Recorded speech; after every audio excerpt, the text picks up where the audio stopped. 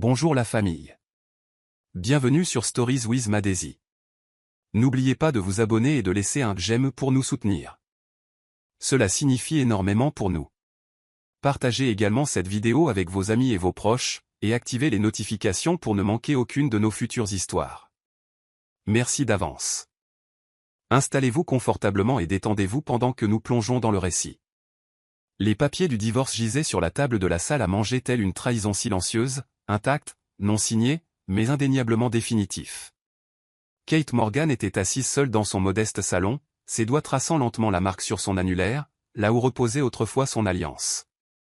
Le silence autour d'elle était assourdissant, brisé seulement par le tic-tac de l'horloge murale et le bourdonnement lointain du réfrigérateur. Ses yeux, encore gonflés par des nuits sans sommeil, errèrent vers le portrait de famille sur l'étagère, elle et Collins le jour de leur mariage.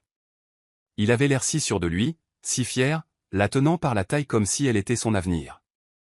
Mais aujourd'hui, cet avenir s'était effondré, non pas dans la rage ou la violence, mais dans quelque chose de pire, l'indifférence.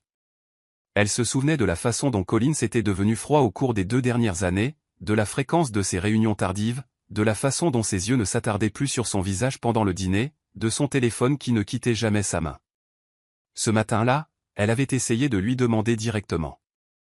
Collins, avait-elle dit doucement, la voix tremblante, est-ce que... Y a-t-il quelqu'un d'autre? Il avait cligné des yeux avec une irritation distante, sans même lever le nez de sa tablette. Kate, s'il te plaît, ne commence pas, avait-il marmonné, comme si son inquiétude n'était qu'un désagrément. Tu es trop émotive ces derniers temps. Émotive. Ce mot était devenu une arme, une excuse commode pour rejeter son instinct. Elle avait cru autrefois que l'amour pouvait tout endurer, même la négligence. Mais maintenant, en fixant ses papiers froids et impersonnels, d'une clarté juridique cruelle, elle savait que l'amour pouvait aussi mourir de faim. Ses mains tremblèrent lorsqu'elle tendit la main vers le stylo, mais elle s'arrêta. Non pas parce qu'elle ne pouvait pas lâcher prise, mais parce qu'elle voulait comprendre ce qu'elle laissait partir exactement. Était-ce l'homme, ou l'illusion qu'elle avait travaillé si dur à protéger? La grande salle de bal étincelait sous les lustres en cristal, animée par un jazz doux, le tintement des verres et le mélange de l'élite de la gosse. Kate entra dans le gala avec une grâce mesurée, portant une robe en soie bleu marine qu'elle avait choisie des semaines auparavant pour soutenir la dernière réussite professionnelle de Collins. Elle pensait que cette soirée pourrait les aider à se reconnecter, ne serait-ce qu'un instant, une démonstration de solidarité en public, une lueur de partenariat. Mais en entrant, ses pas ralentirent.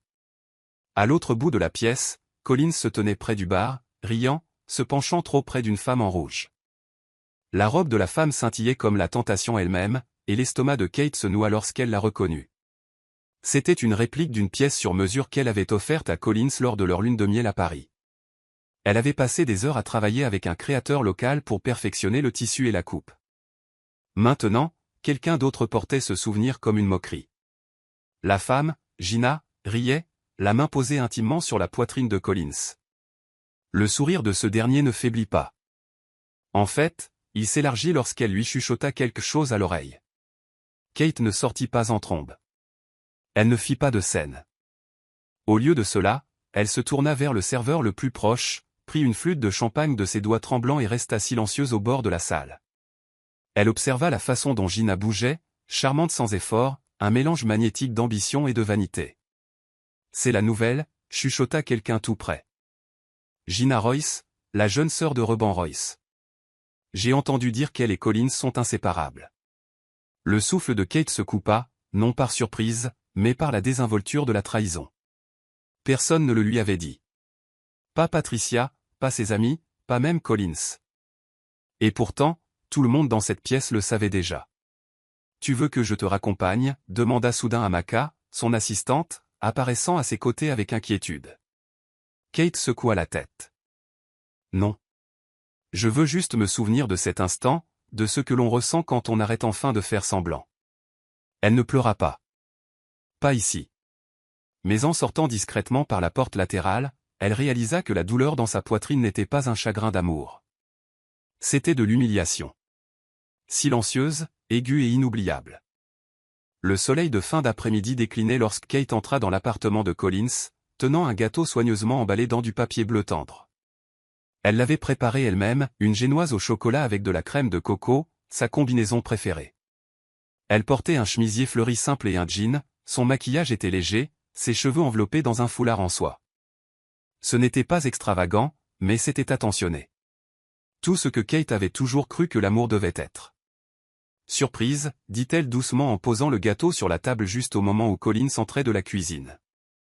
Le téléphone collé à l'oreille, il offrit un demi-sourire et lui fit signe d'attendre tout en continuant son appel. Quelques instants plus tard, la porte d'entrée s'ouvrit et Gina entra avec une allure théâtrale, ses talons claquant sur le sol en marbre. Elle portait un grand gâteau personnalisé à 3 étages, saupoudré d'or, avec l'inscription King's en calligraphie comestible. Voilà ce qu'un homme mérite, gazouilla-t-elle avec un sourire en coin, ignorant complètement la présence de Kate. Collins rit plus fort que nécessaire. C'est quoi ça? Demanda Gina en pointant le petit gâteau fait maison. Un truc venant d'une braderie de boulangerie? Elle n'attendit pas de réponse. Ça fait. Désespéré. Le mot resta suspendu dans l'air comme de l'acide. La main de Kate bougea instinctivement pour protéger son gâteau, comme pour protéger sa dignité. Collins ne dit rien, ne corrigea pas Gina, ne défendit pas sa femme. Il se tourna simplement vers la télévision et zappa les chaînes comme si la pièce n'était pas sur le point d'exploser de tension. C'est bon, Gina, marmonna-t-il avec désinvolture. Ne faisons pas de scène. Kate le fixa, incrédule, le dernier fil se brisant silencieusement en elle. Non, Collins, dit-elle lentement, d'une voix égale. La scène a eu lieu au moment où tu as laissé quelqu'un d'autre parler à ta place. Elle prit son gâteau et se dirigea vers la porte, chaque pas résonnant d'une grâce contrôlée. Alors qu'elle partait, Gina ricana, certaines femmes ne savent pas quand arrêter de s'accrocher. Mais Kate ne s'accrochait plus. Elle cataloguait. Chaque affront, chaque silence, chaque moment d'effacement, elle les stockait comme des perles brisées. Et elle se souviendrait de tout. Kate était assise au bord du lit d'amis chez sa belle-mère, sa valise encore fermée à ses pieds. La maison de Patricia était aussi impeccable que toujours, rideaux de dentelle blanche, buffet en acajou poli, et un silence qui pressait comme une vitre entre elles. Tu sais que tu aurais pu appeler avant de venir, dit Patricia depuis l'encadrement de la porte, le ton sec mais vide. Kate leva les yeux, essayant de lire la femme qui l'avait aidé à grandir après la mort de sa mère. Je ne savais pas où aller d'autre, répondit-elle honnêtement.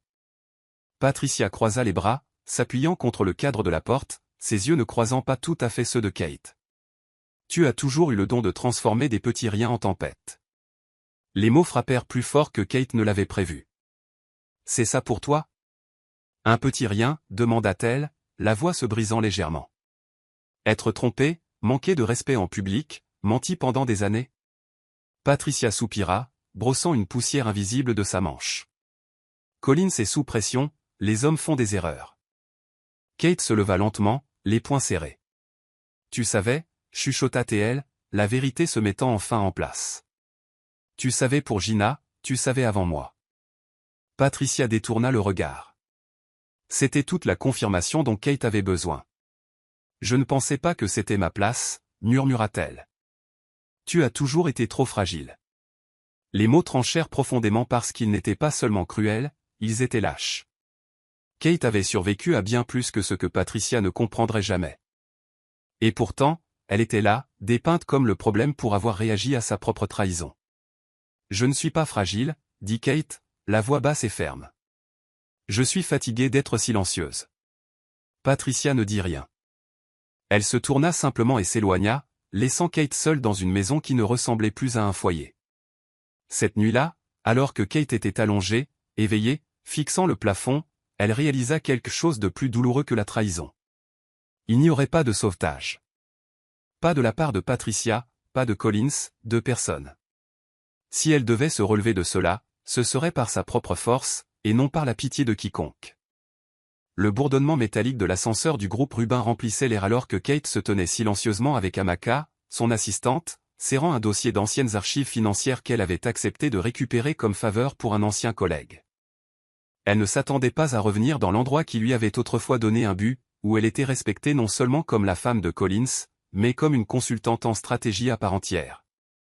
Alors que l'ascenseur montait, 2 jeunes femmes entrèrent, discutant à voix basse. « As-tu vu le nouveau bureau de Gina » chuchota l'une, sans remarquer Kate. « C'est dingue.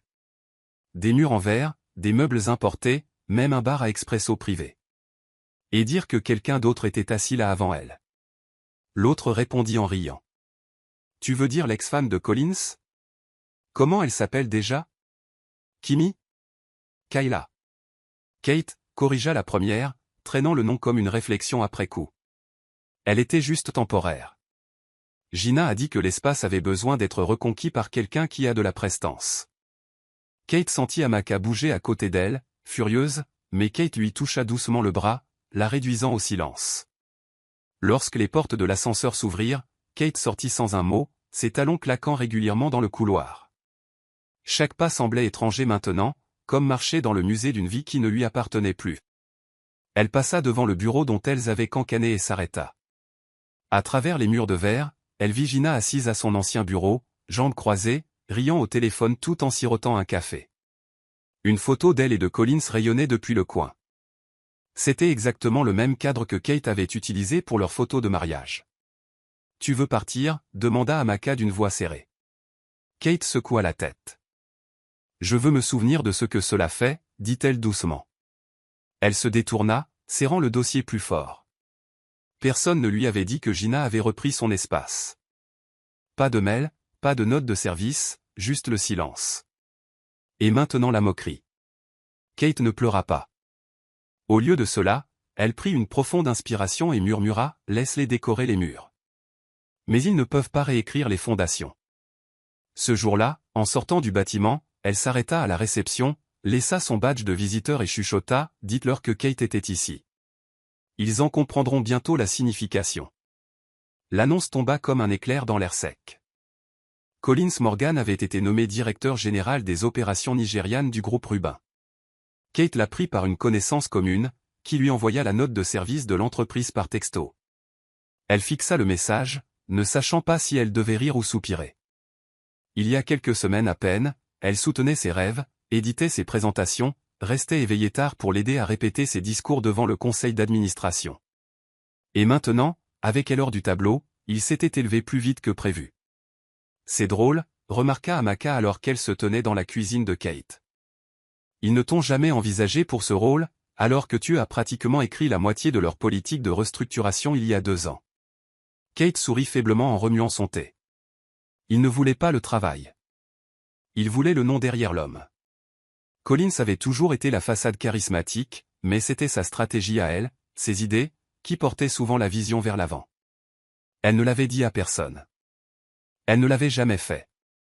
Mais cela faisait mal maintenant, de voir une maison qu'elle avait aidé à bâtir être remise à quelqu'un d'autre.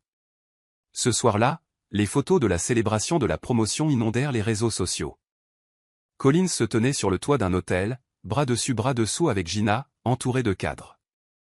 Elle portait un tailleur cramoisi, audacieux et voyant, avec une légende qui disait « Vers de plus haut sommet avec l'amour de ma vie. Nous nous élevons ensemble ». Kate fit défiler sans émotion jusqu'à ce qu'elle voie un commentaire d'un collègue de Collins « Enfin, tu mérites quelqu'un qui comprend ton ambition. » L'implication était claire. Kate avait été un poids, une tâche terne dans un avenir brillant. « Comment te sens-tu » demanda Amaka, assise en face d'elle. « Comme s'ils avaient construit une tour sur mon dos et m'avaient découpé de la photo » répondit Kate. Mais la douleur n'était pas seulement dans l'exclusion. Elle était dans le silence. Collins n'appelait jamais, n'envoyait jamais de message. Pas même une excuse superficielle ou une mise à jour occasionnelle. C'était comme si elle avait été entièrement effacée au montage. Mais ce qu'aucun d'eux ne savait, c'est que pendant qu'ils construisaient des tours avec des murs en papier, Kate commençait à voir les fissures dans leurs fondations. Et elle n'avait pas fini, pas encore. C'était un jeudi calme lorsque le téléphone de Kate sonna, le genre de silence qui aurait dû signifier la paix, mais ce n'était pas le cas. L'identifiant de l'appelant indiquait un cabinet d'avocats. Elle répondit prudemment. « Bonjour, Madame Morgan. » Ou plutôt, Mademoiselle Morgan. La voix commença avec un détachement formel. « Ceci est un appel de courtoisie. Nous vous informons que le titre de propriété du 12 Hillcrest Lane a été légalement transféré. Vous avez 30 jours pour libérer les lieux. » Les mots atterrirent comme des briques. « Pardon » demanda Kate, serrant le téléphone plus fort. « C'est mon domicile conjugal. » La voix resta impassible. Il est désormais sous la propriété de Kanji Holdings. Les papiers ont été traités. Kate raccrocha et resta figée, l'air soudainement épais. Elle vivait là depuis le jour de son mariage. Chaque mur connaissait ses rêves, ses larmes, ses rires. Et maintenant, on le lui prenait, tout simplement. Elle se précipita chez Patricia, espérant des réponses. Mais sa belle-mère ne leva même pas les yeux de sa tablette. Peut-être qu'il vaut mieux laisser tomber, dit-elle platement. Recommence à zéro ailleurs. Les lèvres de Kate s'entr'ouvrirent d'incrédulité. Tu savais que cela arriverait. Patricia cligna lentement des yeux, refusant de confirmer ou de nier. Parfois, les fins arrivent de manière auxquelles on ne s'attend pas. Tu devrais être reconnaissante d'avoir encore un endroit où aller. Ce soir-là, Gina posta une photo sur Instagram avec la légende « Nouveau début avec mon roi, notre maison, nos règles ». Derrière elle se trouvait le balcon blanc familier sur lequel Kate avait passé de nombreuses matinées à siroter du thé et à écrire. Même le pot en céramique bleue qu'elle avait peint elle-même était visible en arrière-plan. Les commentaires affluèrent. Couple de pouvoir. Mise à niveau. Enfin dans la maison qu'elle mérite. Kate fit défiler, silencieuse. Puis elle se leva, entra dans sa chambre et sortit une boîte de dessous son lit, des souvenirs qu'elle avait emballés juste au cas où. À l'intérieur se trouvaient des photos, des clés, la copie de l'acte qu'elle avait autrefois signé avec joie. Elle ne pleura pas. Pas cette fois. Au lieu de cela, elle se chuchota à elle-même, ils ont pris le bâtiment, mais ils ne savent pas que le plan d'architecte est toujours le mien. Et avec cela, elle commença à planifier non pas une vengeance, mais une résurrection. Le paquet arriva dans une enveloppe non marquée, glissée sous la porte d'entrée un matin pluvieux. Kate le ramassa avec une légère curiosité, s'attendant à une formalité légale ou un avis de livraison. Au lieu de cela, elle trouva à l'intérieur une petite boîte brune, d'un poids modeste, enveloppée d'un ruban noir. Lorsqu'elle l'ouvrit, son souffle se coupa. Nichée dans du velours sombre se trouvait une montre-bracelet vintage, bracelet en cuir marron, boîtier en or, légèrement usé sur les bords. Mais ce qui la stupéfia, ce n'était pas la montre elle-même, c'était la gravure au dos. À ceux qui attendent en silence, son cœur fit un bond. Elle était identique à la montre que portait son défunt oncle Reban. Un homme calme qui avait l'habitude de lui donner des bonbons en douce et de lui raconter des histoires du soir sur des rois qui régnaient sagement et silencieusement. Mais son oncle était mort alors qu'elle était encore au lycée. Elle n'avait jamais su qui avait hérité de ses affaires. Jusqu'à maintenant. Elle fixa les initiales. RD. Son pouce accéléra. Est-ce que ça pouvait être Amaka, appela-t-elle en tenant la montre. Est-ce que ça te dit quelque chose Amaka s'approcha, plissant les yeux. Ce n'est pas une montre ordinaire, madame. Ce design était une édition limitée. Mon père en parlait souvent, la collection Reban Daniels. C'était un hommage au fondateur original du groupe Reban. Il n'y en a eu que quelques-unes de fabriquées. Kate cligna des yeux. Reban Daniels, répéta-t-elle lentement, comme si elle goûtait le nom pour la première fois. Mais c'est le même nom. Sa voix s'éteignit. Un tourbillon de vieux souvenirs refit surface. Des chuchotements à demi entendus entre sa mère et Patricia. La façon dont Patricia se raidissait chaque fois que le nom Daniels était mentionné. La fois où on lui avait dit de ne pas poser de questions sur son vrai père. Cela n'avait jamais eu de sens. Mais maintenant, alors qu'elle tenait la montre, quelque chose changea dans sa poitrine. Elle n'était pas prête à poser la question à voix haute. Pas encore. Mais cela planta une graine, et une fois plantée, la curiosité a sa propre voix. Plus tard dans la soirée, Kate plaça la montre dans son tiroir du haut, à côté de son journal. Elle ne la porta pas. Pas encore. Mais d'une certaine manière, cette façon d'attendre seule ressemblait au début de quelque chose qui attendait depuis longtemps de revenir. Quelque chose avec son nom cousu dans ses fondations, silencieusement, puissamment et délibérément. À 3 jours seulement de la date limite de son expulsion, Kate choisit de faire ses cartons en silence.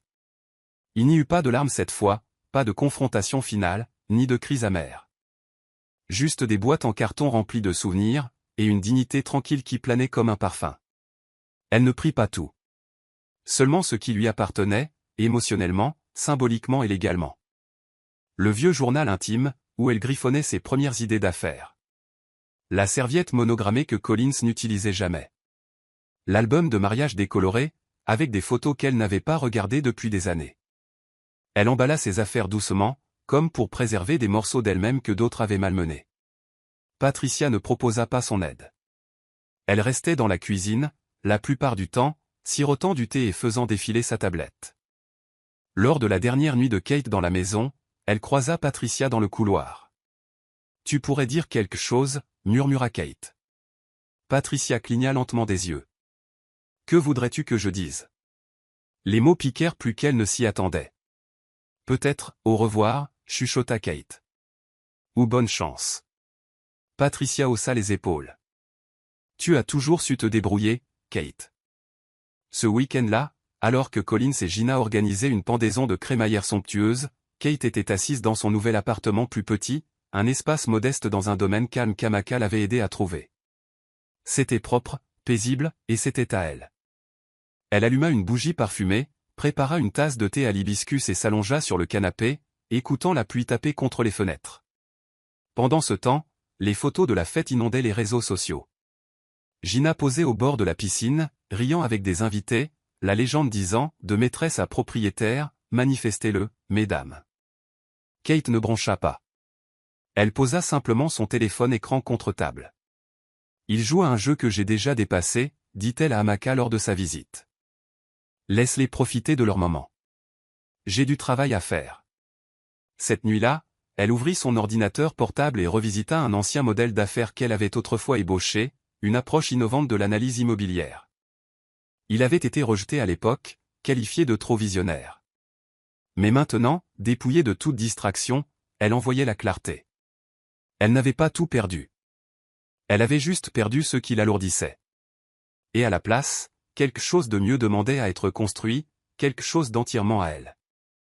Le terminal bourdonnait du chaos de l'aéroport, les annonces résonnant dans les haut-parleurs, les roues des bagages cliquetant contre le carrelage, les voix se chevauchant en plusieurs langues. Kate se tenait près de la porte 6, vêtue d'un élégant trench coat beige sur une combinaison noire, tenant un mince sac en cuir. Elle et Amaka se rendaient à Johannesburg pour une conférence Women in Enterprise, un sommet sur invitation pour les esprits d'affaires féminins émergents. Kate avait gagné sa place, non par pitié ou relation, mais par réputation. Alors qu'elle traversait la zone d'attente, une voix familière trancha l'air. « Tiens, regardez qui essaie de s'envoler vers un semblant d'importance. » Gina, drapée dans un ensemble de créateurs moulants et portant des lunettes de soleil surdimensionnées, se dirigeait vers elle avec un faux sourire. « Je ne m'attendais pas à te voir ici, Kate. » « C'est quoi l'occasion ?» Une autre retraite de coaching pour ex-femmes aigries. Les passagers environnants levèrent les yeux, leurs regards passant de l'une à l'autre. Kate se figea, non par peur, mais par reconnaissance. Gina n'était pas là pour un vol. Elle était là pour le spectacle. Kate ne répondit pas. Au lieu de cela, elle prit sa carte d'embarquement, la tendit à l'agent et fit un signe de tête à Amaka. Mais Gina n'avait pas fini. « C'est honnêtement impressionnant, dit-elle fort. La façon dont tu t'accroches. Attends. Tu nous suis encore ? Toujours aussi désespéré. » Le mot tomba comme une gifle, et quelques personnes commencèrent à murmurer. Amaka s'avança, visiblement livide. « Baisse d'un ton, Gina, aboya-t-elle. Ce n'est pas votre salon ici. » Kate, cependant, eut un sourire doux et se retourna. « Tu penses que je suis désespéré ?» demanda-t-elle doucement, plongeant son regard dans celui de Gina. « Alors attends quelques minutes, et regarde bien dans quel avion je monte. » Sur ces mots, elle se dirigea calmement vers l'entrée d'un portail privé, juste au-delà du terminal commercial. Alors qu'une voiture noire s'arrêtait près du hangar à l'extérieur, une grande silhouette en sortit, vêtue d'un agbata traditionnel et de mocassins cirés. Sa présence était impérieuse, sa barbe argentée. Il regarda vers Kate, tendit la main et dit « On y va, ma fille ?» Les murmures se transformèrent en exclamations de surprise. La bouche de Gina s'entr'ouvrit, stupéfaite. Kate ne se retourna pas. Elle n'en avait pas besoin. Le dernier mot se trouvait dans l'altitude, et elle était prête à s'élever. L'air à l'extérieur du hangar sentait le carburant et la puissance ascendante. Kate marcha d'un pas vif vers l'élégante jet privé couleur charbon, ses talons claquant sur le tarmac ensoleillé. Amaka suivait quelques pas derrière, assimilant encore ce dont elle venait d'être témoin. Au bas de l'escalier de l'appareil se tenait l'homme qui avait hanté les souvenirs de Kate pendant des décennies, grand, royal et parfaitement imperturbable. Le chef Reban Daniels ne souriait pas. Il n'en avait pas besoin. Sa seule présence exigeait l'attention. Vêtu d'un agbata ivoire aux broderies dorées discrètes, il tendit la main avec une autorité tranquille. « On y va, ma fille » répéta-t-il, sa voix texturée par l'âge et la maîtrise de soi. Les pas de Kate ralentirent, son cœur battait la chamade. Elle ne l'avait pas vu depuis ses 9 ans. À l'époque, il avait disparu de sa vie comme une ombre lors d'une coupure de courant, aucune explication, aucune conclusion. Et pourtant, il était là, inchangé dans son assurance, mais alourdi par le temps. « Tu as attendu trop longtemps » murmura-t-elle en prenant sa main. Il hocha la tête. « Je sais, mais je n'ai jamais cessé de veiller. » À l'intérieur de l'avion, le luxe était feutré, rien de tape à accent grave-l'œil, juste des cuirs souples, des accents de bois très sombres et un parfum familier qu'elle ne pouvait nommer, mais dont elle se souvenait d'une certaine manière. Ils s'assirent l'un en face de l'autre, Amaka prenant place à l'arrière, gardant sagement le silence. Reban la regardait, non pas comme une étrangère, mais comme quelqu'un qui aurait mémorisé ses traits de loin. « Il a reçu la montre » commença-t-il. « J'espérais que tu reconnaîtrais le message. » Kate croisa les bras. « J'ai reconnu les initiales. » Cela a soulevé plus de questions que de réconfort. Reban soupira. « Tu mérites des réponses. Toutes ne guériront pas tes blessures, mais elles auront du sens. » Il se pencha légèrement en avant. « Collins travaille pour moi, Kate. Le frère de Gina aussi. Tout ce qu'ils étalent, chaque titre, chaque bonus, a toujours provenu de ma main. » Le souffle de Kate se coupa.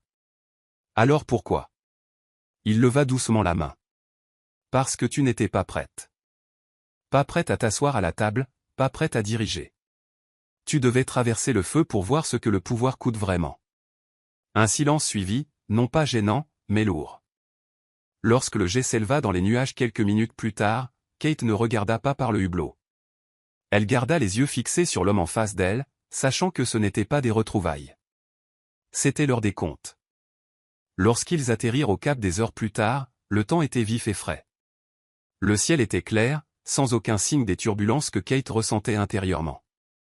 Reban avait organisé leur séjour dans une villa côtière isolée et, une fois installé, il la rejoignit sur la terrasse en bois qui surplombait la mer. Les vagues s'écrasaient doucement, imitant le rythme de son cœur. « Commence par le début » dit Kate sans préambule, les bras enroulés autour d'elle-même malgré le plaid. Reban joignit les mains, fixant l'horizon. « Ta mère fut la première personne à me faire remettre en question le poids de l'Empire » commença-t-il, la voix plus étouffée à présent. « Mais j'étais un homme en pleine ascension. J'ai fait des promesses que je ne pouvais pas tenir. Je suis parti, pensant que c'était temporaire.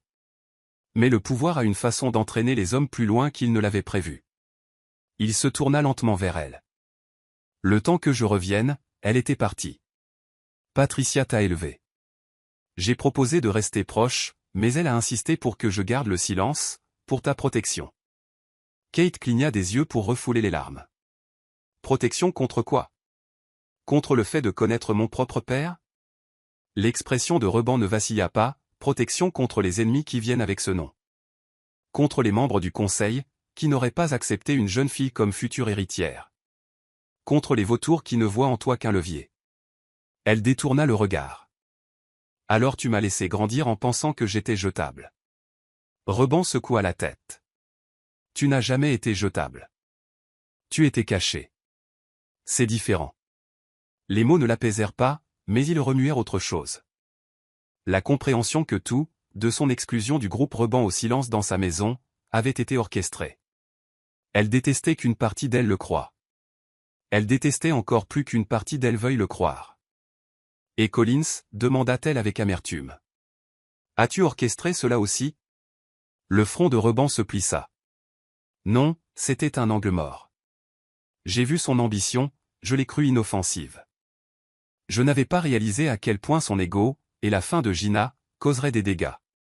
Mais je te le promets, ma fille, leur chapitre dans cet empire touche à sa fin. » Kate ne répondit pas.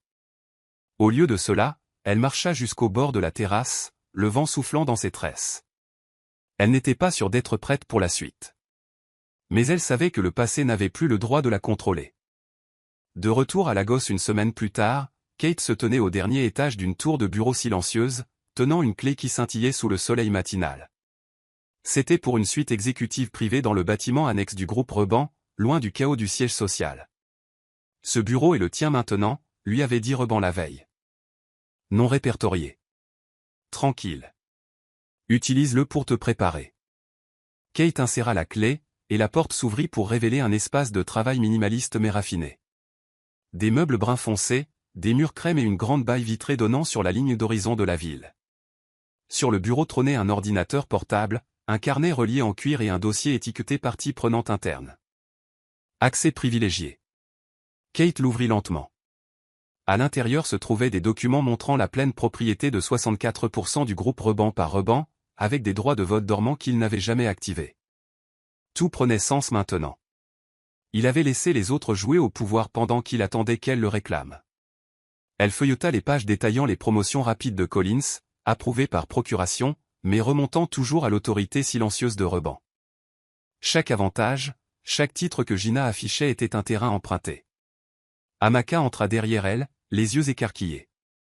Alors, tout ce temps, Collins et Gina paradaient sur des terres que ton père possède?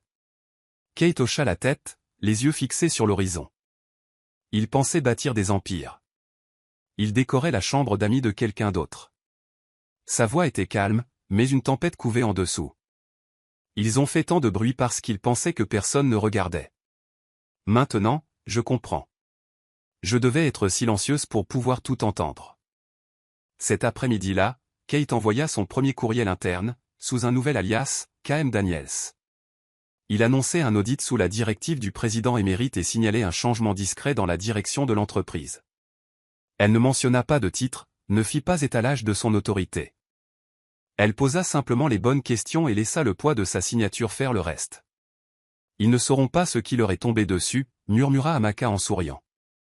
Kate secoua la tête. Non, Amaka, ils le sauront, mais seulement quand il sera trop tard pour s'en remettre. Et juste comme ça, la femme qu'ils avaient autrefois rejetée tirait maintenant les ficelles qu'ils ne savaient même pas avoir autour du cou. Kate s'assit seule dans la suite exécutive, ses doigts encerclant nonchalamment le bord d'une tasse de thé tandis qu'un jazz doux jouait dans les haut-parleurs. L'air était chargé de décision. Les clés étaient entre ses mains maintenant, pas métaphoriquement, mais littéralement, et pourtant sa poitrine se serrait d'incertitude. Être la fille de Reban Daniels venait avec un poids pour lequel elle ne s'était jamais entraînée. Héritage, loyauté et vengeance, tous emmêlés dans une seule voix. As-tu parfois l'impression que ce n'est pas vraiment ta vie, demanda-t-elle à Amaka, qui était assise en face d'elle, classant des dossiers. Amaka leva les yeux lentement. Chaque jour où je travaille pour toi, dit-elle avec un sourire. Mais tu as mérité ça, Kate. Ne laisse pas la culpabilité te faire douter de cela. Kate expira profondément. Elle n'avait pas peur du pouvoir. Elle avait peur de devenir comme les gens qui avaient utilisé le silence comme une arme contre elle. Elle avait vu de première main comment l'influence pouvait pourrir les intentions, comment des hommes comme Collins utilisaient le charme pour grimper, et des femmes comme Gina griffaient leur chemin vers le sommet pour mieux détruire ce qu'elles touchaient. Plus tard cette nuit-là, Kate rencontra Reban dans son bureau. L'air sentait le bois de santal et la stratégie. « Tu te retiens » dit-il simplement en versant 2 verres de whisky vieilli. « Parce que je ne veux pas devenir toi » répondit-elle sans hésitation. Il ne s'y a pas, alors ne le deviens pas, devient quelque chose de mieux. Elle sirota son verre, mais ne parla pas, j'ai fait des erreurs, mais j'ai aussi bâti cet empire à partir de la poussière. La différence, c'est que je vois ta force. Je ne t'ai jamais donné ceci. C'était à toi d'en hériter depuis toujours. Kate le regarda, le regard prudent. Pourquoi es-tu resté silencieux toutes ces années? Pourquoi m'avoir laissé souffrir alors que tu aurais pu décrocher le téléphone? La voix de Reban baissa. Parce que parfois, se montrer trop tôt fait plus de dégâts que de rester à l'écart. Je n'essayais pas seulement de te protéger des autres. J'avais peur de te décevoir. Kate cligna des yeux. Les mots atterrirent plus durement qu'elle ne l'avait prévu. À ce moment-là, elle comprit. Il ne s'agissait plus de vengeance. Il s'agissait de retrouver sa voix. Non pas parce qu'elle punirait qui que ce soit, mais parce qu'elle était la sienne, et que pendant trop longtemps, elle avait été réduite au silence par des gens qui sous-estimaient ce que le calme signifiait vraiment. Elle n'était plus incertaine. Elle ne faisait que commencer. Le lendemain matin, Kate arriva tôt au bâtiment annexe, seule. Elle se glissa dans l'ascenseur, appuya sur le bouton du 17e étage et serra une nouvelle clé que Reban lui avait remise, violetton, gravée subtilement de ses initiales, KD. Le couloir était silencieux, intact, comme si le temps s'était arrêté ici en l'attendant. Lorsqu'elle tourna la serrure et ouvrit la porte, elle eut un léger hoquet de surprise. Le bureau ne ressemblait à rien de ce qu'elle avait vu, un sanctuaire clos avec des fenêtres imposantes, des rideaux crème, des étagères en acajou riches remplies de livres qu'elle aimait, et un bureau unique qui surplombait la ville. L'espace n'était pas seulement beau, il était intime. Au mur était accrochée une photo encadrée en noir et blanc d'elle à l'âge de 7 ans, souriant aux côtés de sa défunte mère. Et sur le bureau, à côté d'une enveloppe scellée, se trouvait une vieille photo de famille avec Reban en arrière-plan, à moitié dans l'ombre mais présent. Kate prit l'enveloppe, l'ouvrit et lut son écriture. Pour chaque fois qu'ils ont essayé de t'effacer. Cet espace est la preuve qu'ils n'ont jamais pu. Une larme roula sur sa joue, non de tristesse, mais de reconnaissance. Amaka arriva quelques minutes plus tard, les yeux écarquillés. « Madame, cet endroit. C'est vous. » Kate hocha la tête lentement. « C'est ici que je suis censé recommencer. » Mais cette fois, avec les deux mains sur le volant. Elles parcoururent les tiroirs ensemble, organisant, cataloguant. Un tiroir révéla un vieux portfolio, une plateforme d'analyse que Kate avait proposée il y a des années, mais qui avait été mise au placard par Collins comme n'étant pas prête pour le marché. Elle sourit. Ce n'était jamais censé être pour eux, dit-elle à voix haute. Ils n'étaient que des remplaçants. Amaka sourit largement. Et maintenant, nous allons leur faire regretter d'avoir rendu le stylo avant d'avoir lu l'histoire. Alors que la lumière du soleil inondait l'espace, Kate s'assit au bureau, les doigts en suspens au-dessus du clavier. Amaka, programme un audit interne sur les flux de travail des départements. Je veux que chaque directeur rende compte des 12 derniers mois. Discrètement. Pas de mots à la mode, pas d'annonce. Amaka hocha la tête. Objet du mail? Les yeux de Kate se plissèrent légèrement. Utilise mes initiales, KM. Cela devrait secouer les bonnes cages. Sur ce, le premier mémo fut envoyé, non pour punir, mais pour avertir. Le changement arrivait, et cette fois, il portait des talons, pas une armure. À l'autre bout de la ville, dans les halls de marbre du siège du groupe Reban, Collins entra dans son bureau avec son assurance habituelle, jetant son blazer sur une chaise en cuir. Gina était perchée sur la coudoir, faisant défiler des invitations d'influenceurs et des propositions de collaboration de marque. Tu devrais leur dire de commencer à m'appeler la première dame de la finance, plaisanta-t-elle en levant son téléphone. Collins eut un sourire en coin, sirotant son expresso. J'ai déjà dit au RH de commencer ton intégration. Tu seras présenté comme chef des affaires corporatives. On peut le justifier. Tu as de la visibilité. Gina rayonna, et la visibilité fait vendre. Quelques instants plus tard, son assistante entra, tenant un courriel imprimé. Monsieur, ceci provient d'un compte interne restreint, mais votre nom figure sur la liste de diffusion. Collins le prit nonchalamment, mais son sourire s'effaça alors que ses yeux scannaient l'objet. Protocole d'audit interne, directive du bureau exécutif, KM. Il cligna des yeux, sa main s'arrêtant en l'air. Qui diable est KM, marmonna-t-il. Gina se pencha. Kate Morgan? Impossible, railla-t-il, bien que sa voix manquât de conviction. Elle est hors de l'entreprise, elle n'a aucun accès. Son assistante s'éclaircit la gorge. Monsieur, qui que soit KM, il utilise une autorisation exécutive. Supérieure à la vôtre. Collins se raidit. Imprimez tout. Toutes les communications de cette source. Je veux savoir qui est derrière ça. Mais alors même qu'il parlait, quelque chose se tordit dans ses entrailles. Il se souvint à quel point Reban avait toujours été insaisissable, comment personne ne remettait vraiment en question les vétos silencieux de l'homme, ou ses approbations de dernière minute. Il réalisa que son ascension n'avait jamais été entièrement méritée par lui-même. Quelqu'un d'autre avait pavé la route, et ce quelqu'un n'était plus de son côté. Gina essaya de le rassurer. « Chérie, ne stresse pas. C'est probablement un audit intérimaire. Contente-toi de sourire. Tu es Collins Morgan. » Il ne répondit pas. Il regarda plutôt par la fenêtre, la ville lui semblant soudain moins familière. Pour la première fois depuis sa prise de pouvoir, il le sentait, une main invisible tirant des ficelles qu'il ne pouvait pas voir. Et cela le terrifiait. Dans l'une des plus petites salles de réunion nichées à l'écart de l'étage principal du groupe Reban Royce était voûté sur une pile de documents d'audit imprimés, le front plissé. Son assistant les avait envoyés avec un seul avertissement. Il y a une signature inconnue là-dessus, initiale seulement. KM, la fratrie Royce avait pris trop d'aise dernièrement. L'influence de Gina à travers Collins avait rendu Reban Royce arrogant, voire négligent. Maintenant, quelqu'un passait au peigne fin les dépenses des départements, supprimant les contrats redondants et signalant discrètement les dossiers marqués et initiatives dirigées par Gina. Reban Royce se leva brusquement et composa le numéro de Gina. « On a un problème », dit-il avant qu'elle ne puisse parler.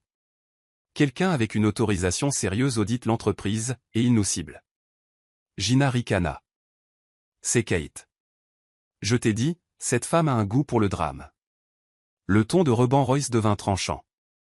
Le drame n'obtient pas un accès de niveau exécutif. Ce n'est pas mesquin. Quelqu'un de haut placé la soutient. De retour au bâtiment annexe, Kate passait en revue un résumé des incohérences signalées avec Amaka à ses côtés.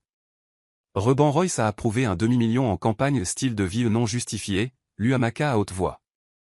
Tout cela au cours du dernier trimestre. Tu veux deviner qui a signé les propositions? Kate s'adossa dans son fauteuil. Pas besoin de deviner. Je le savais déjà. Elle avait observé depuis la touche alors que les Royce déguisaient le népotisme en innovation, et placardaient leurs noms sur des idées qu'ils comprenaient à peine. Maintenant, elle décollait ses étiquettes une par une. Plus tard dans la soirée, un nouveau courriel circula discrètement. Début des entretiens départementaux, commençant par les affaires corporatives et la stratégie de marque. Le premier nom sur la liste, Reban Royce. De retour dans son bureau, Reban Royce reçut l'avis et le claqua sur son bureau. Ce n'est pas un audit, grogna-t-il à Gina, qui faisait maintenant les 100 pas, c'est une exécution silencieuse. Les yeux de Gina se plissèrent. Alors trouvons qui tient l'épée avant qu'il ne la balance. Le gros titre frappa les réseaux sociaux comme une traînée de poudre à l'aube. Une source interne allègue de la corruption au sein du groupe Reban. Un jeune cadre accepte des cadeaux pour accélérer des propositions. L'article ne mentionnait pas de nom, mais il détaillait des dates, des départements et des figures étrangement familières. Il citait des initiés anonymes, dont l'un affirmait qu'un certain cadre accompagnait souvent sa sœur à des réunions à huis clos. Kate lut l'article autour d'un thé, sans l'ombre d'une surprise sur son visage. Ça commence, dit-elle calmement. Amaka leva les yeux. Veux-tu nier la fuite? Kate secoua la tête. Laissons la vérité parler. Nous ne sommes pas ici pour défendre, nous sommes ici pour réinitialiser. Pendant ce temps, Collins faisait les 100 pas dans son bureau, l'article affiché sur sa tablette. Comment est-ce sorti? Aboya-t-il à son assistant. Trouvez qui fait fuiter l'information. Et amenez-moi les RP maintenant. Gina appela 5 fois avant que Collins ne décroche. C'est du sabotage, siffla-t-elle. C'est elle. C'est toujours elle. Elle est derrière tout ça. Collins se pinça l'arête du nez. Je me fiche de tes théories, Gina. Je me soucie de qui va protéger mon nom quand le conseil commencera à poser des questions. Elle garda le silence un instant. Peut-être est-il temps que nous prenions le contrôle du récit. Il ne répondit pas, car au fond, il savait que ce n'était plus leur récit. Quelque part dans l'entreprise, quelqu'un tirait le rideau sur toute la performance. Et Kate ne faisait pas que perturber leur rôle, elle démantelait le scénario entier. Le lendemain, l'agenda de Reban Royce affichait un examen de conformité obligatoire. Les rumeurs commencèrent à tourbillonner. Un membre du personnel junior démissionna. Collins tenta d'organiser un brunch de presse pour dissiper le malaise, mais aucun média réputé ne se présenta. Ils observaient, mais pas pour écouter. Ils attendaient de voir qui tomberait le premier. Et Kate? Elle restait en arrière-plan, laissant la vérité résonner dans les espaces où sa voix avait autrefois été réduite au silence. Patricia arriva à l'appartement de Kate à l'improviste, vêtue de ses couleurs sourdes habituelles, serrant un petit sac à main comme s'il contenait le reste de sa dignité. Kate fut surprise, mais ne le montra pas. Elle ouvrit la porte lentement, les bras croisés. « Qu'est-ce qui t'amène ici, Patricia ?» Il n'y avait aucune chaleur dans son ton, seulement des limites. Patricia entra prudemment. Ses yeux scannèrent l'élégance minimaliste de l'appartement. « Je suis venue parler, dit-elle, la voix basse. Pas en tant que ta belle-mère, mais comme quelqu'un qui te doit la vérité. » Kate n'offrit ni thé, ni siège. Elle s'appuya simplement contre le mur et attendit. « Reban m'a demandé de te garder caché, » commença Patricia. « Il a dit que c'était pour ta protection. Mais la vérité, c'est que j'ai accepté parce que je ne voulais pas élever une enfant qui me rappelait une femme que je ne pourrais jamais être. » Sa voix se brisa à la fin. Le front de Kate se tendit, mais elle n'interrompit pas, « Je ne te détestais pas. J'en voulais juste au silence que tu portais. Tu me rappelais chaque jour que j'étais seconde dans une vie construite pour quelqu'un d'autre. » Les mots ne déstabilisèrent pas Kate, ils l'éclairèrent. « Alors tu m'as puni d'être née ?» demanda-t-elle calmement. Patricia grimaça. « Je sais comment ça sonne. Je voulais juste la paix dans ma maison. » Kate marcha vers la fenêtre, la voix stable. « Tu ne peux pas appeler ça la paix quand c'est bâti sur la suppression. Tu m'as laissé traverser trahison après trahison, tout en sachant que je n'étais pas juste une enfant rejetée. J'étais l'héritière de l'empire même pour lequel il se moquait de moi d'avoir perdu. » Patricia s'assit lentement, finalement vaincue.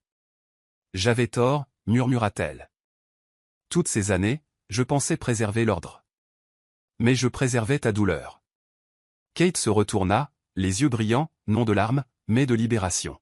« Alors que ce soit ton moment de rédemption. Ne demande pas mon pardon.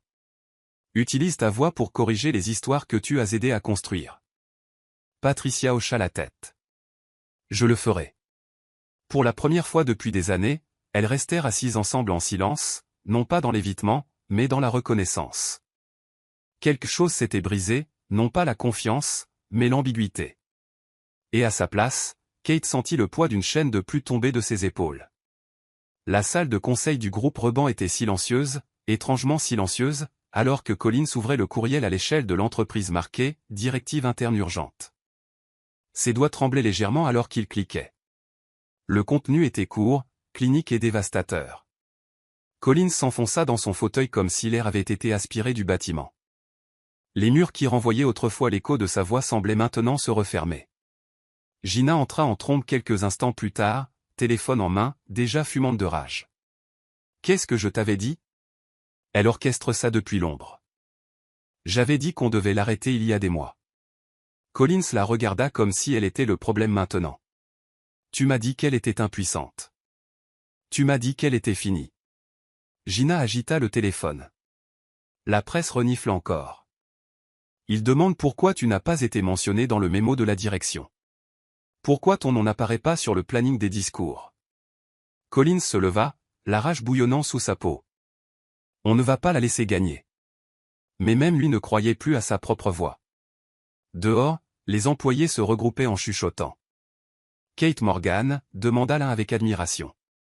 Mais je croyais qu'elle avait quitté l'entreprise pour de bon. Un autre répondit, non seulement elle est de retour, mais elle prend le trône. Et au centre de tout cela, Kate restait composée, calme et en mouvement. Son silence n'avait jamais été une faiblesse. C'était sa stratégie. C'était un gala de charité au pavillon éco-atlantique, bondé d'élites de l'industrie et de grandes fortunes. Kate arriva dans une robe émeraude structurée, ses cheveux en un chignon royal, son aura magnétique mais distante. Elle n'était pas là pour faire du réseautage. Elle était l'oratrice principale. Mais avant qu'elle ne puisse atteindre son siège réservé, Gina surgit de la foule, tout en lèvres brillantes et humilité feinte. « Kate » appela-t-elle, la voix mielleuse. « Waouh, regarde-toi. Je voulais juste te féliciter. » Kate s'arrêta, l'expression illisible. « Tu ne m'as pas parlé quand tu avais l'occasion d'offrir du respect, » répondit-elle doucement. « Qu'est-ce qui a changé ?» Gina eut un rire gêné. « Oh, allez, ne sois pas comme ça. On essaie tous de grandir. Passons l'éponge. » Elle tendit la main comme pour une étreinte fraternelle. Les appareils photo crépitèrent. L'attention fut instantanée. Kate se pencha, les lèvres bougeant à peine. « Tu n'essaies pas de te réconcilier. Tu essaies de réécrire ton rôle dans une histoire à laquelle tu n'as jamais appartenu. » Sa voix, bien que calme, coupait comme du verre. « Laisse-moi t'offrir quelque chose en retour, Gina, continua-t-elle en souriant pour les caméras. Tous les avions ne sont pas construits pour l'altitude. Certains n'étaient jamais destinés à décoller. Sur ce, elle la dépassa, prenant gracieusement place alors que les dignitaires hochaient la tête en signe d'admiration. Gina resta figée, le sourire sur son visage vacillant, sa main suspendue en l'air. Collins, de l'autre côté de la salle, observa l'échange avec un mélange d'effroi et d'admiration. Il connaissait ce regard dans les yeux de Kate. C'était le même regard qu'elle avait autrefois lorsqu'elle avait bâti sa carrière à lui, mesuré, stratégique, inarrêtable. Mais cette fois, ce n'était pas pour lui. C'était contre tout ce qu'il avait laissé pourrir. Alors que les applaudissements éclataient lors de l'introduction de Kate, Gina sortit discrètement vers le couloir, sa pertinence s'effaçant à chaque pas résonnant. La femme qu'elle avait autrefois qualifiée de désespérée occupait maintenant une lumière sous laquelle Gina ne pouvait se tenir sans brûler. À la réunion du conseil du lundi, Collins entra habillé avec élégance, mais avec une nervosité qui trahissait la pression dans son col et la crispation de sa mâchoire. La salle était plus pleine que d'habitude, conseillers juridiques, chefs de division, investisseurs silencieux. En bout de table était assise Kate, flanquée du conseiller juridique de longue date de Reban. « Commençons, dit-elle clairement. Son ton n'était pas froid, mais il portait le poids du commandement. Un par un, les points de l'ordre du jour défilèrent, inefficacités opérationnelles, réallocation budgétaire, bien-être des employés. Puis vint la motion que tout le monde attendait. Avec effet immédiat, annonça-t-elle. Monsieur Collins Morgan ne supervisera plus la stratégie ni le développement des talents. Son rôle actuel sera transitoire vers une capacité consultative jusqu'à nouvelle évaluation. Un hoquet de surprise parcourut la salle. Les yeux de Collins s'écarquillèrent. « Tu me dépouilles de mes fonctions principales », lança-t-il sèchement. Kate ne s'y a pas. « Je réaligne les responsabilités basées sur le mérite et la conduite. Le Conseil soutient cette décision. » Elle se tourna vers l'écran latéral, où un diaporama apparut avec des chiffres marqués en rouge, des notes de frais et des projets fantômes, tous retracés vers des départements sous le contrôle de Collins. Le leadership n'est pas une plaque sur une porte, Collins. C'est ce que tu fais quand tu penses que personne ne regarde. Collins se leva brusquement. Tu ne peux pas faire ça. Reban. Reban m'a confié une totale discrétion. Kate coupa calmement. Et si tu en doutes, tu es invité à vérifier les documents de transfert que nous avons tous signés. Il regarda autour de la salle, cherchant des alliés, mais aucun ne croisa son regard. Même Reban Royce garda la tête baissée. Tu la laisses tout détruire de ce que j'ai construit, marmonna-t-il dans sa barbe. Kate le regarda finalement droit dans les yeux. Tu ne l'as pas construit, Collins. Tu l'as emprunté. Et maintenant, je le reprends.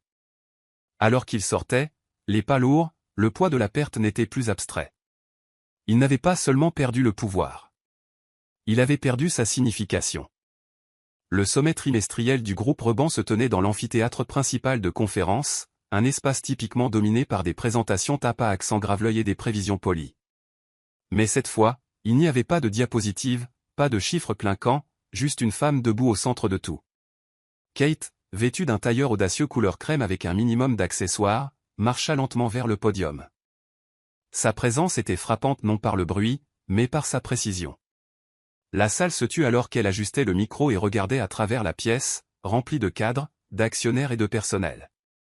Cette entreprise, commença-t-elle, la voix ferme mais stable, n'a pas été bâtie sur le bruit.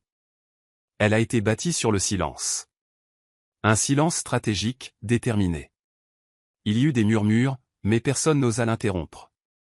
Trop longtemps, des gens ont opéré dans l'ombre. Ils ont confondu le silence avec l'absence. Mais je n'étais jamais parti. J'observais.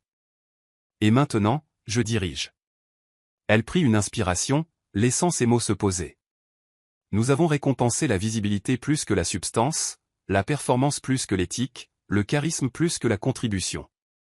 Cela s'arrête aujourd'hui. Elle se tourna vers l'écran de projection derrière elle, qui s'anima pour montrer des graphiques, non pas de profit, mais de rapports d'employés ignorés, de projets échoués avec des RP gonflés, et de départements criblés d'inefficacité. À partir de maintenant, nous reconstruisons non seulement les bilans, mais notre fondation. Les regards fusèrent à travers la salle. Certains fixaient avec admiration, d'autres avec effroi. Patricia, assise parmi les invités internes, cligna rapidement des yeux, visiblement émue.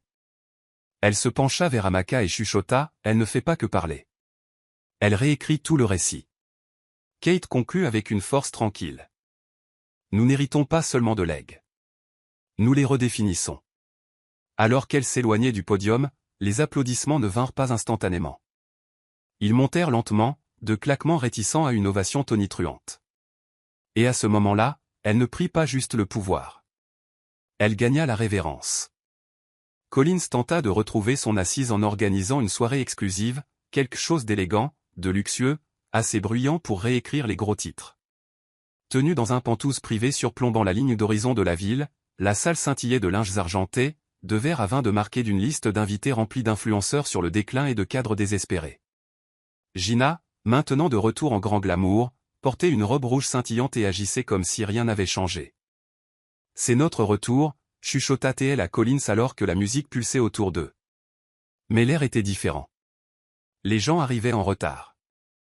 Certains ne vinrent pas du tout. Et beaucoup de ceux qui vinrent ne restèrent que le temps du champagne avant de repartir. « Où sont les journalistes ?» demanda Collins à son responsable RP, l'irritation s'installant. « La plupart ont décliné », fut la réponse calme. « Ils assistent tous au dévoilement de la fondation de Kate Morgan la semaine prochaine. » L'expression de Gina s'assombrit. Elle n'a même plus besoin d'assister à ces choses-là, marmonna-t-elle. Ils la poursuivent maintenant. Collins se versa un autre verre. Elle ne sera pas l'histoire pour toujours, les gens oublient.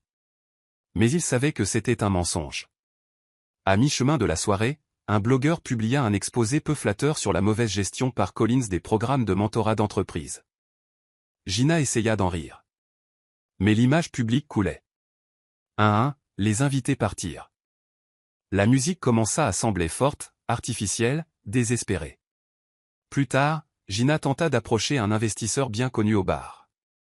Il déclina poliment la conversation. « Nous nous alignons sur les initiatives de Kate maintenant », dit-il doucement. Rien de personnel. Le rejet était public et intentionnel. Collins, debout à proximité, en ressentit la finalité. Ce n'était pas un revers, c'était une sortie. Et pas du genre avec applaudissements ou hommage. C'était le genre où les lumières s'éteignent alors que vous essayez encore de prendre la pause. Quelques jours plus tard, dans une ultime tentative de dignité, Collins demanda une réunion privée avec Reban Daniels. Elle se tint au domaine de Reban, à l'ombre tranquille d'un pavillon de jardin entouré de colonnes de marbre et d'étangs de carpe koi. Collins arriva dans un costume bleu marine taillé sur mesure, essayant visiblement de cacher la lassitude dans ses yeux. Reban ne se leva pas pour le saluer. Il resta assis, sirotant une tisane. « Je suppose que tu n'es pas ici pour t'excuser », dit Reban simplement. Collins força un sourire. « Je suis ici pour proposer une solution. Nous restructurons. Ramène-moi comme partenaire exécutif. Je peux construire à nouveau. Je l'ai déjà fait. » Reban haussa un sourcil. « L'as-tu fait ? Ou est-ce que quelqu'un d'autre a construit pendant que tu te tenais devant ?» Collins se tendit. « Avec tout le respect que je vous dois, monsieur, j'ai mérité ce siège. » La voix de Reban resta calme. « Tu as hérité d'un accès. Tu n'as jamais mérité l'héritage. » Collins expira brusquement. « Tu l'as choisi elle plutôt que moi. » Reban posa sa tasse lentement. « Je choisis la personne qui comprend que le pouvoir n'est pas une question de domination. C'est une question d'intendance. » Il se pencha en avant. « Et Kate a prouvé cela d'une manière que tu n'as jamais essayé. » Collins le fixa, la bouche légèrement ouverte. « Alors c'est tout ? Je suis fini ?» Reban hocha la tête une fois. « Tu étais déjà fini. Tu as juste reçu la nouvelle en retard. » Collins se leva lentement, sa dignité se décollant de lui comme un costume bon marché. Il n'argumenta pas davantage. En passant devant l'étang de carpe koi, il s'arrêta, regarda en arrière une fois, et vit Reban déjà en train de lire un dossier, indifférent. Il n'y aurait pas de seconde chance, pas de retour gracieux. Pour la première fois, Collins comprenait vraiment le coup de confondre le pouvoir emprunté avec l'appartenance. Et le silence qui suivit n'était pas cérémoniel. C'était le bruit de la porte se fermant pour de bon. La maison de ville que Gina affichait autrefois sur les réseaux sociaux résonnait maintenant de vide. L'espace jadis luxueux rideau bordé d'or, tabouret de bar en velours, miroir surdimensionné semblait creux, comme s'il s'était lui aussi lassé de faire semblant. Gina se déplaçait dans les pièces en silence, pliant ses robes de créateur dans des valises qui semblaient maintenant plus lourdes que le statut qu'elle portait autrefois. Les contrats de Marc s'étaient taris. Ses courriels de RP restaient sans réponse. Les gens qui l'appelaient autrefois « chérie », lors des événements étaient passés à autre chose, plus vite qu'elle ne l'avait prévu. Elle s'arrêta près du miroir, où une photo d'elle et Collins trônait autrefois. Elle avait disparu. Tout ce qui restait était la faible trace là où le cadre se trouvait. Elle lissa sa robe, ironiquement la même qu'elle portait lorsqu'elle s'était moquée publiquement de Kate pour la première fois, et fixa son reflet avec des yeux méconnaissables. « Tu as volé trop près », se chuchota-t-elle à elle-même. Et les ailes n'étaient pas les tiennes. Cet après-midi-là, elle arriva dans une boutique modeste nichée derrière une pharmacie à Ekesia. La propriétaire, une femme nommée Tola, l'accueillit chaleureusement. « Gina Royce », dit-elle, surprise. « Vous êtes ici pour faire des achats ?» Gina sourit faiblement. « En fait, pour postuler. J'ai vu l'annonce en ligne. » « Assistante de vente ?»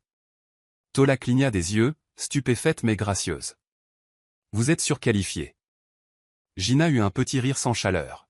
« Peut-être, mais les qualifications n'ont pas arrêté la chute. » Alors qu'elle remplissait le formulaire, ses mains tremblaient, non de honte, mais du poids de la réalité. Ce n'était pas une punition. C'était un redémarrage, dépouillé d'illusions. Au moment où elle sortit ce soir-là, elle ne publia aucune story. Pas de selfies, pas de légendes soigneusement rédigées. Elle marcha simplement sur le trottoir, inaperçue, et finalement libérée de la pression d'être quelqu'un qu'elle n'avait jamais vraiment été. Derrière elle, la maison de ville restait vide, son silence plus fort que n'importe quel scandale qu'elle avait jamais causé. Sous la lueur tamisée des lanternes dans le jardin de Reban, Kate était assise en face de lui à une longue table dressée pour deux. La nuit était chaude, calme, une atmosphère bien éloignée du chaos dont ils avaient tous deux émergé. « Tu as bâti un royaume », dit-elle doucement en coupant son poisson grillé. « Et pendant des années, tu l'as regardé depuis l'ombre. » Reban lui servit du vin, ses mouvements lents et délibérés. « Il m'a fallu trop de temps pour réaliser que les royaumes ne sont pas des héritages, ce sont les gens qui le sont. » Kate croisa son regard, non avec ressentiment, mais avec une curiosité tranquille. « Pourquoi ne m'as-tu pas tendu la main quand j'étais au plus bas ?» Reban soupira. « Parce qu'une partie de moi croyait que tu devais t'élever sans le coussin de mon nom. Je pensais que la lutte t'aiguiserait, mais j'ai sous-estimé le coup du silence. » Il baissa le regard. « Et je le regrette. » Kate hocha la tête lentement. « J'avais besoin de la lutte, oui, mais j'avais aussi besoin de savoir que quelqu'un me soutenait. » Elle sirota son vin, les yeux s'adoucissant. « Malgré tout, merci de m'avoir finalement choisi. » Reban s'adossa dans sa chaise.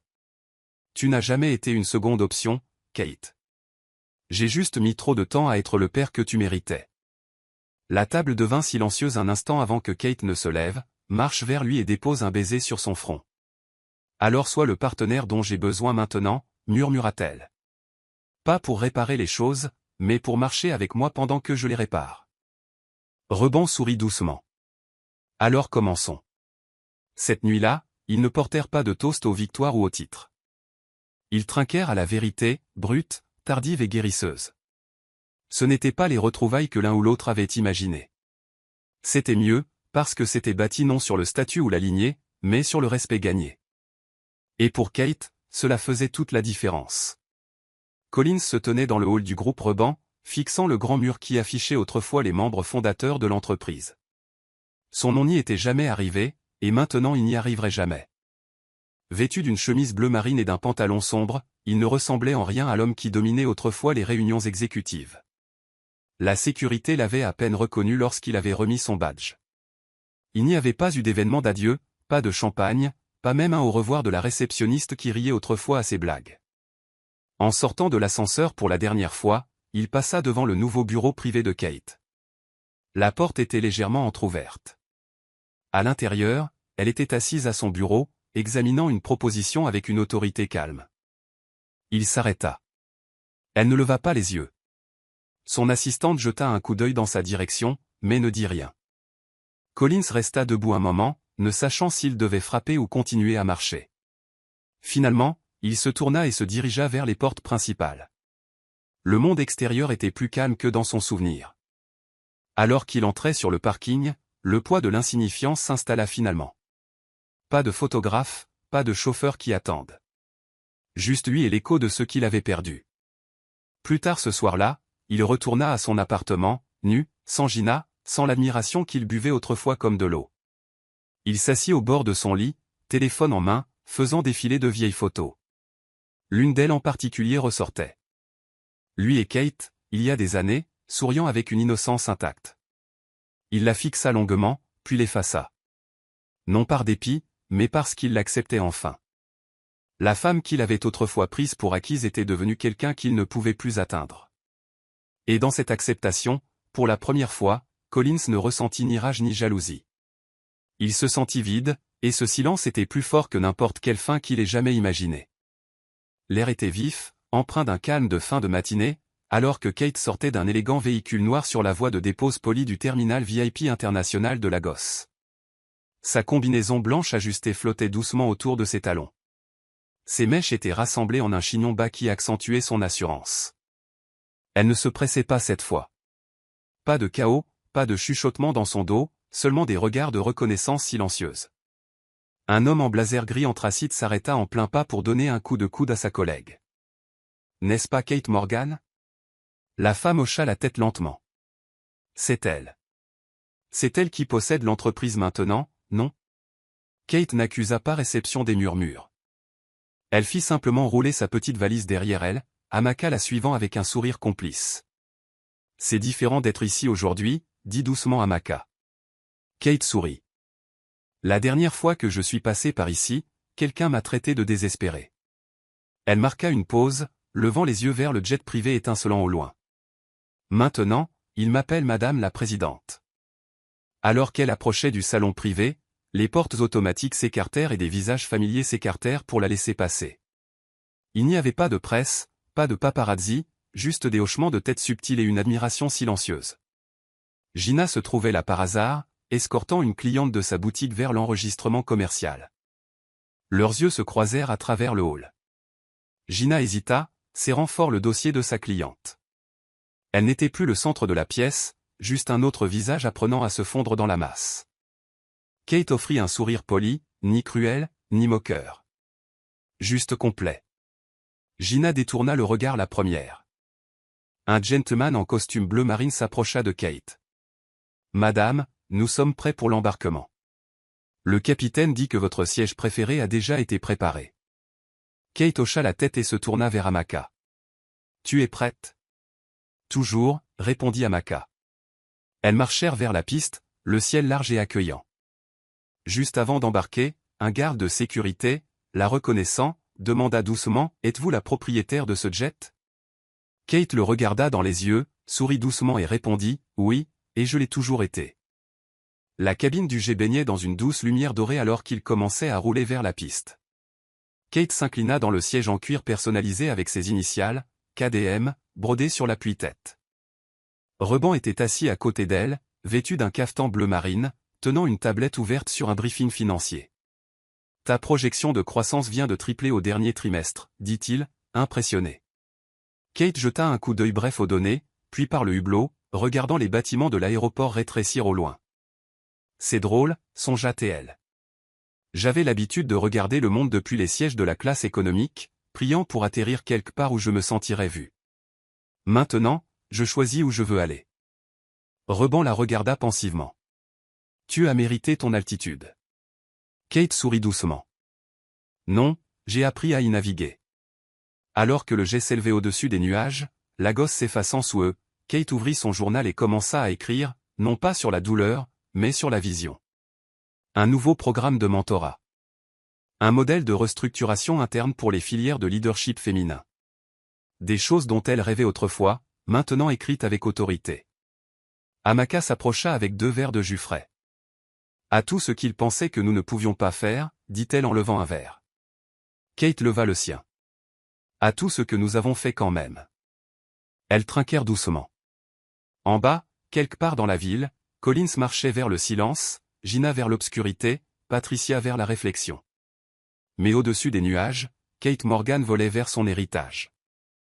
Non pas parce qu'elle voulait se venger, mais parce qu'elle comprenait maintenant que l'altitude n'était jamais la victoire. C'était le point de départ. Et cette fois, le siège lui appartenait.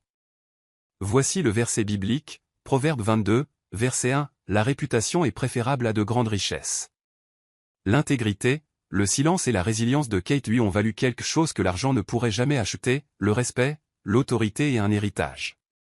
En fin de compte, ce n'est pas le bruit qui l'a élevé, mais la force tranquille de son caractère. Morale de l'histoire, vous serez notifié dès que nous sortirons nos prochaines vidéos. Aussi, partagez cette vidéo avec quelqu'un qui pourrait être intéressé. Merci beaucoup d'avoir regardé.